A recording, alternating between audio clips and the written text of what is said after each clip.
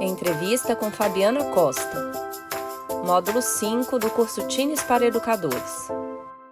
Olá, estamos aqui para mais uma conversa inspiradora. Vamos conversar com a Fabiana Costa, nesse módulo onde a gente vai tratar dos aprendizados com as teens. Eu sou Mônica Passarinho, educadora e bióloga, sou mulher, branca, tenho cabelos e olhos castanhos, visto uma blusa verde, atrás de mim tem uma planta e uma parede vermelha. Oi, Mo, eu sou a Fabiana, eu sou professora, sou pedagoga, alfabetizadora, sou mulher, branca, estou vestindo uma camisa colorida, estampada, e atrás de mim tem uma parede amarela e uma planta. Muito bom te ter aqui, Fabi. Nessa conversa, a gente quer aproveitar para explorar um pouco dos aprendizados que acontecem, né, quando a gente cria a oportunidade das crianças estarem com a natureza, plantando, né? E uma coisa, assim, que é mais perceptível é a transformação na paisagem, né? Então, se antes não tinha vaso nenhum, não tinha canteiro nenhum, e a gente começa a plantar, é mais perceptível, é mais óbvio, né, ver essa mudança na paisagem. Mas o que mais que acontece de transformação, né? Na sua experiência plantando com as crianças, o que você tem percebido? Eu acho assim que a experiência que a relação com a natureza trouxe para as crianças, ela transformou até a própria maneira da escola funcionar. Vou dar um exemplo de uma prática que acontece lá hoje, né? A escola tem uma lei de descarte de merendas, né? Da comida que iria para lavagem, a gente separa uma parte para lavagem, mas essa comida é desperdiçada assim, não pode ser reaproveitada, tem uma lei, enfim. Ninguém pode comer quando, às vezes, né, antigamente os funcionários podiam comer essa comida, hoje não pode mais, tem toda uma lei para o descarte. E como a gente já tem uma proposta diferenciada da relação das crianças com a natureza, nós fizemos um projeto para isso, levando para nutricionista, levando para o pessoal que gere, né, esses combinados lá com a Secretaria da Educação e com a gente, para a gente utilizar esse descarte nas próprias aulas com as crianças, porque como a gente tem oficinas no período da tarde, oficinas de arte, música, horta, culinária, tambor, infinitas possibilidades de oficina com as crianças, né? E uma oficina que a gente tem, que é uma que dá muito gasto, e a escola pública a gente às vezes não tem verba suficiente para manter, ela é a oficina de culinária, porque é uma oficina cara, né? Porque você tem que comprar os ingredientes, às vezes tem que comprar ingredientes diferentes, que custam caro, enfim. Então, a gente começou a pensar um jeito disso funcionar, dar certo. Então, depois que a gente fez o projeto e eles liberaram, hoje a gente consegue guardar o descarte para reaproveitar para a própria oficina de culinária. Então, é todo um ciclo que fica ali dentro da escola mesmo. Então, aquele descarte que seria lixo, vamos dizer assim, a casca de banana, as coisas que iriam para lavagem, a gente manda para o minhocário, que é um dos projetos, temos o minhocário. Esse minhocário da Chorume, que volta para adubar a própria horta da escola.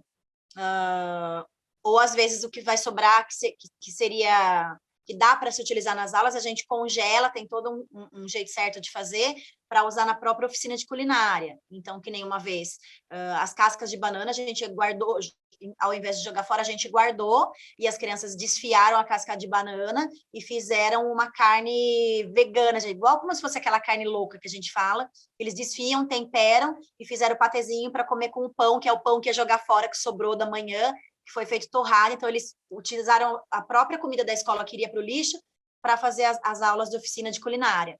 As coisas ficam ali, se sustentam o ciclo, as crianças veem todo esse desenvolvimento do descarte, da cozinha, ou que pode virar um adubo. Então, eles não só sabem, aprendem, mas eles vivenciam isso na prática. Então, é muito legal. Esse é um exemplo, né? Tem outros também, mas esses exemplos ajudam e contribuem para que o significado das aprendizagens da criança seja mais real, né? E significativo.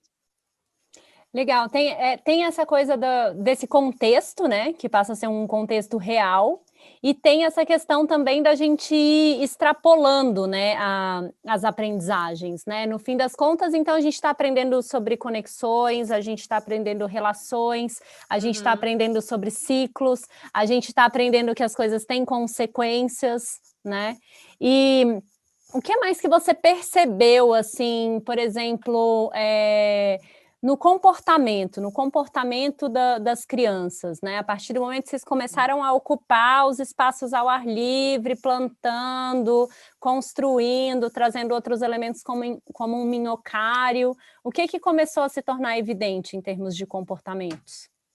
Eu acho que assim, o contato com a natureza, ele traz essa possibilidade da conexão, né?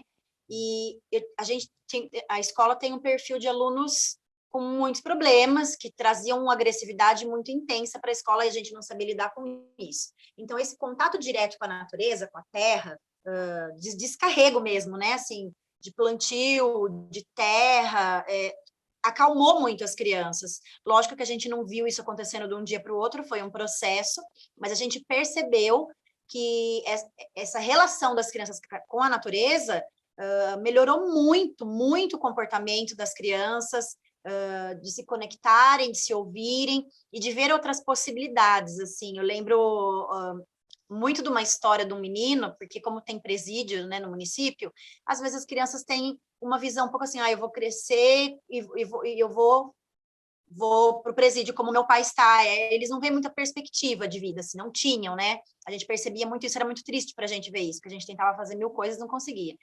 E essa relação com a natureza trouxe uma transformação muito grande para muitas crianças, mas eu lembro de um menino especificamente que tinha essa fala muito intensa de não ver um objetivo de vida, de não ver uma transformação, e ele se conectou de uma forma muito intensa, de construir os espaços e de transformar, e ele se acalmou, e ele aprendeu a se comunicar, e ele aprendeu a falar, a controlar, né? E eu lembro de uma fala, depois de um tempo trabalhando tudo isso com ele, dele falar que ele queria ser engenheiro ambiental, ele queria ter fazenda, ele queria trabalhar com as plantas, ele queria...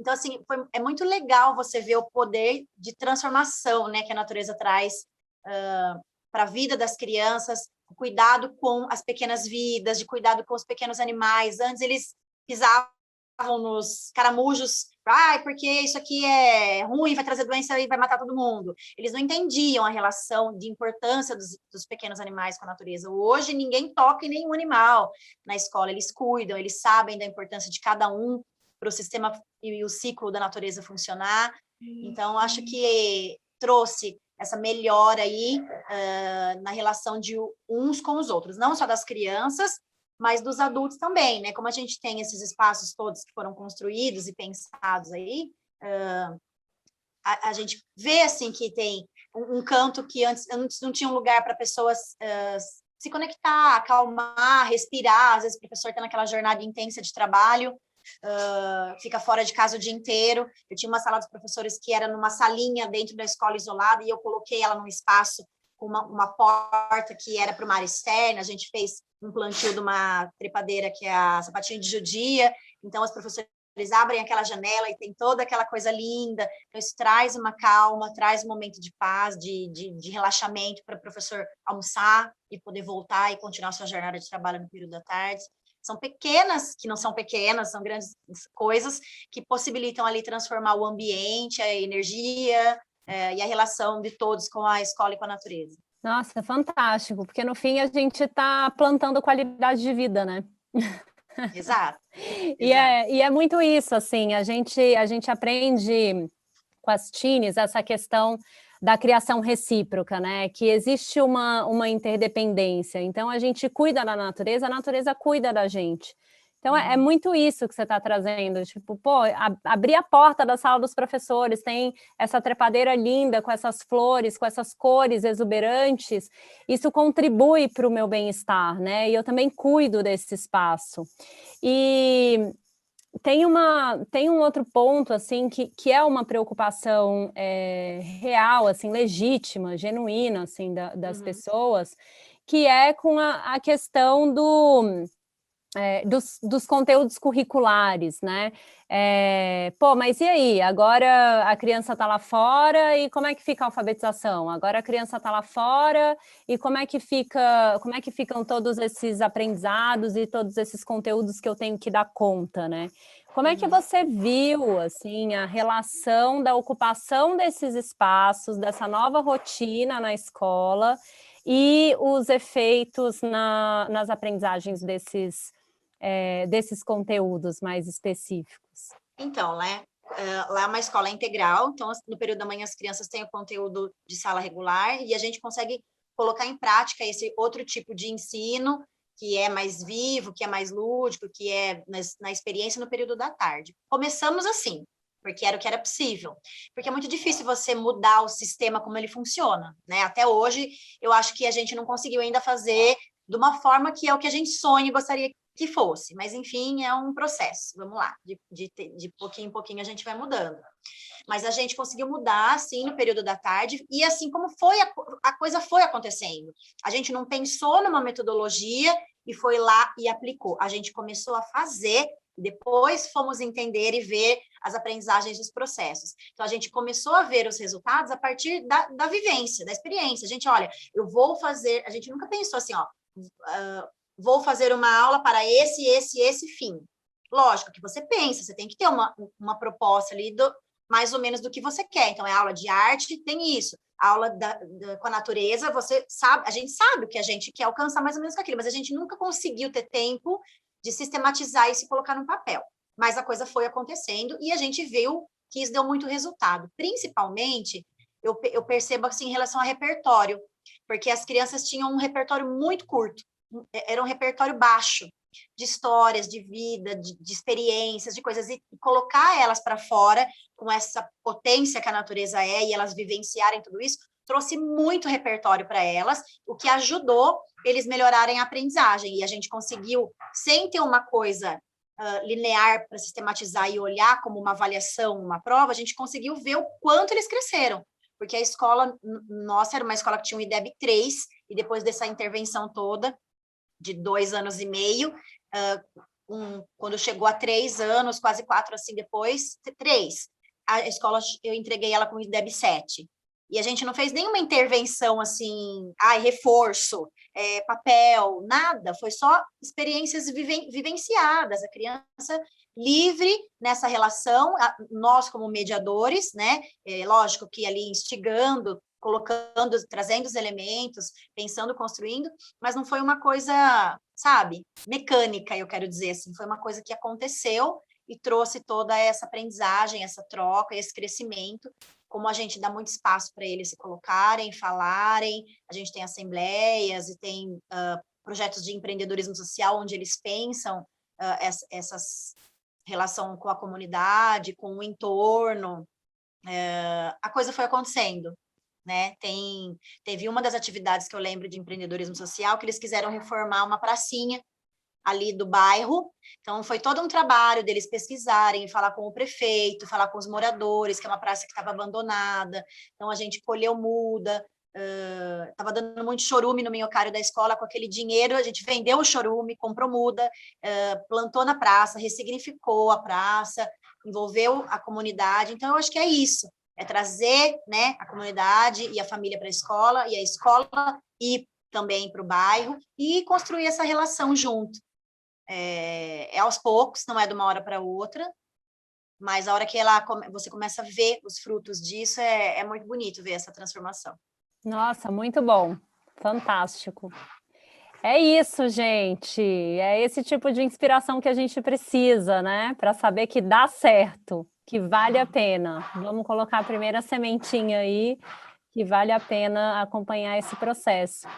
Nossa, Fabi, foi muito bom, agradeço aqui em nome do projeto a sua presença, espero que a gente possa ter inspirado aqui os educadores nessa jornada, para que mais e mais pessoas se envolvam, né, com as teens, trazendo o plantio, a oportunidade do plantio para a vida das crianças e contribuindo também para a transformação das nossas escolas, né? Trazendo esse bem-estar para todos nós. Então, muito grata, obrigada. Espero te ver em breve. Também. E a gente vai trocando. Vamos sim, Mô, muito obrigada mais uma vez pelo convite, por estar aqui, por trazer um pouquinho da minha e da nossa experiência da nossa escola.